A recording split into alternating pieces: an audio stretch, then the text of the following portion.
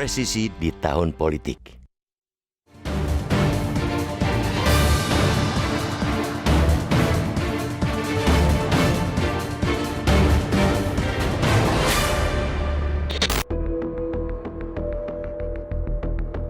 Setidaknya, 5 perwira tinggi yang sudah memasuki lingkaran jenderal telah diberhentikan dari Polri lantaran terlibat kasus hukum yang berbeda-beda.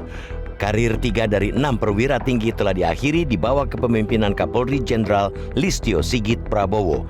Mereka adalah Ferdi Sambo, Hendra Kurniawan, dan Teddy Minahasa.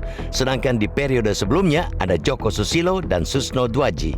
Di sisi lain, Polri belum memberhentikan Brigjen Prasetyo Utomo yang terlibat dalam pemalsuan surat jalan dan menerima suap 100.000 US dollar untuk menghapus Red Notice Joko Chandra. Padahal, Mahkamah Agung telah menghukum mantan Karo Korwas PPNS Bareskrim Polri tersebut dengan 2,5 tahun penjara. Sebuah ironi, elit lembaga yang antara lain berfungsi untuk menegakkan hukum justru membuat hukum menjadi benang basah yang tidak bisa tegak. Ketidakseganan Kapolri yang dilantik memimpin Korps Bayangkara sejak 27 Januari 2021 untuk menindak sejumlah juniornya tersebut telah berbuah manis.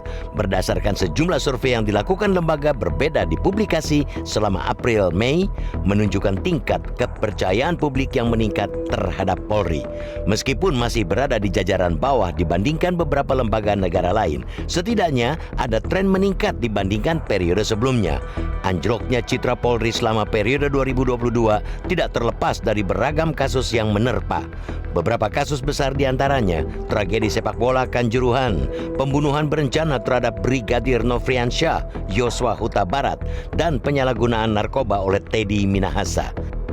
Peningkatan kepercayaan publik terhadap Polri antara lain karena kepercayaan terhadap posko presisi di Mabes Polri dalam memelihara keamanan dan ketertiban dan layanan hotline 110. Publik juga puas dengan kemampuan aparat kepolisian dalam menyerap aspirasi warga. Tren positif mengacu hasil survei tentunya. Jangan menjadi alasan bagi Jenderal Sigit dan jajaran untuk berpuas diri. Apalagi bila kita mencari di dunia maya mengenai polisi jujur, akan menghasilkan Jenderal Hugeng yang menjabat Kapolri periode 1968-1971. Ditambah lagi kelakar mendiang mantan Presiden Abdurrahman Wahid mengenai 3 polisi jujur di Indonesia hanyalah Hugeng, polisi tidur, dan patung polisi. Di usia Polri yang memasuki 77 tahun pada 1 Juli, kita percaya banyak polisi jujur di Indonesia. Apalagi saat ini terdapat lebih dari 430 anggota Polri. Tentunya tinggal memunculkan sosok Hugeng baru di masa kini. Selain menciptakan polisi jujur, Jenderal Sigit juga memiliki tantangan nyata di depan mata, yakni Pemilu 2024. Polri akan aktif terlibat dalam pengamanan pemilu 2024 yang terdiri dari pemilihan legislatif, pemilihan presiden dan wakil presiden, serta pemilihan kepala daerah. Di rezim pemilu, Polri akan terlibat antara lain dalam pengamanan kegiatan rutin, pengawasan kampanye hitam dan politik uang, hingga penggunaan sarana dan prasarana Polri dalam pengamanan dan distribusi logistik ke daerah yang sulit dijangkau.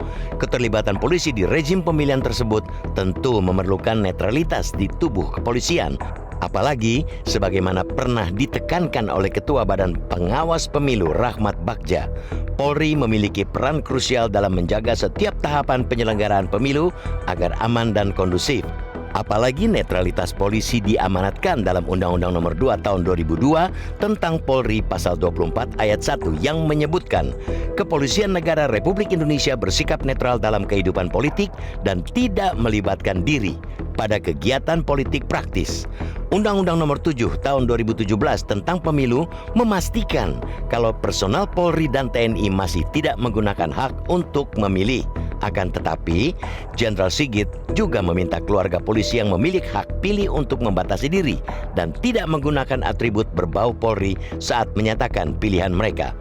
Ragam pembatasan lain juga telah dikeluarkan untuk menjaga serta menjamin netralitas Polri di pemilu.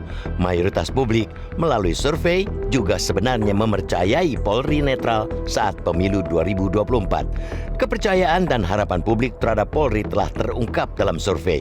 Kini tinggal bagaimana jajaran kepolisian menjaga kepercayaan tersebut. Sekali lagi, Dirgahayu ke-77 bagi Polri.